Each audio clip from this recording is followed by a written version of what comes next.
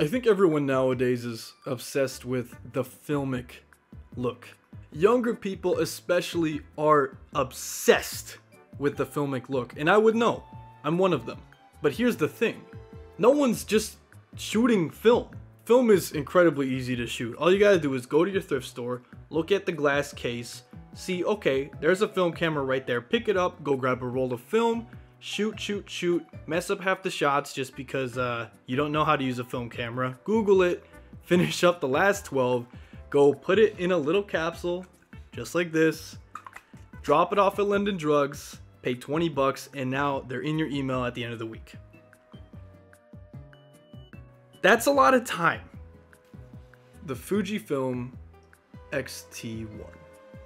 Getting the film feel on a premier digital mirrorless camera is gonna create a few contradictions. This camera is operated mainly using the top dials here, with a pretty retro styling, controlling your ISO, shutter speed, and exposure compensation. It also has a Wi-Fi button. Okay, well, you have access to those famous Fujifilm film simulations. They're accessed with the click of a single button. Judging this camera is so difficult for me because I see a device that's attempting to emulate a film camera with one eye, but also an incredibly modern premiere experience with the other. This would be a problem if it failed at either. The texture of the grip is excellent, and honestly, there's no sense of creaking seams or compromised structure if you hold it just a little bit too tight. I trust this camera. I read the top dial saying 125, and I know that I'm shooting at 1/125th of a second.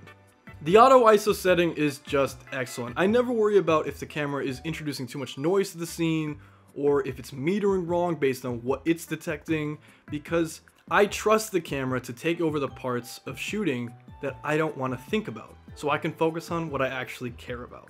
It does remind me of film shooting in that way, because I can't just constantly shoot and reshoot and check again and check what I got. I just have to trust. In film shooting, it's trust in myself. With the X-T1, I have a little help.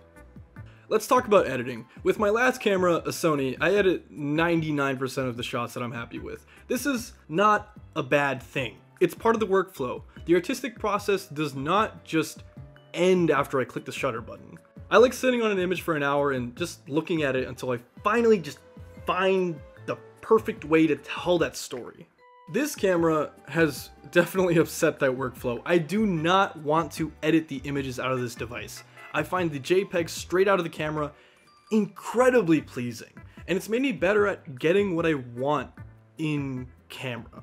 Speaking of in camera, the colors of the box of this thing, man, there's just, this image is untouched. This is straight from the camera. There's no way around it. I love the simulations. I love the freedom that they offer you, but simultaneously just the way that they process the image so perfectly in a way that I cannot complain. It's not gonna make a bad image good, but I think it can make a good image great. It's just satisfying to shoot something and have it immediately look like a good memory. That's what this sensor and what this camera looks like to me. Is there any dust in here? With all that being said, I have two nitpicks with this camera. This is not a video camera.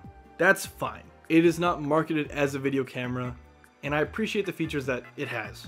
But I do not recommend this thing if you want sharp, clean, great looking video. I will say though, applying film sims in your video footage is kinda cool in a pinch. The second is this ISO dial on the top. This is the absolute bane of my existence.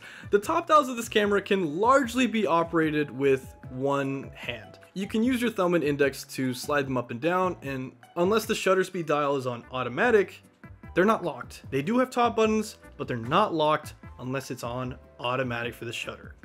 The ISO dial is constantly locked unless you depress the button with another finger and then slide.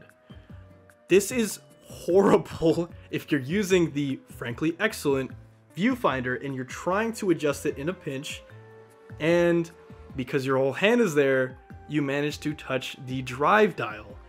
This is incredibly awkward to use with a viewfinder, and honestly, if not for the excellent auto ISO feature, I think it would kind of detract from my rating of this camera as a whole. It's definitely usable, it's just that in situations where you need to adjust quickly, it's not great. The X-T1 is special.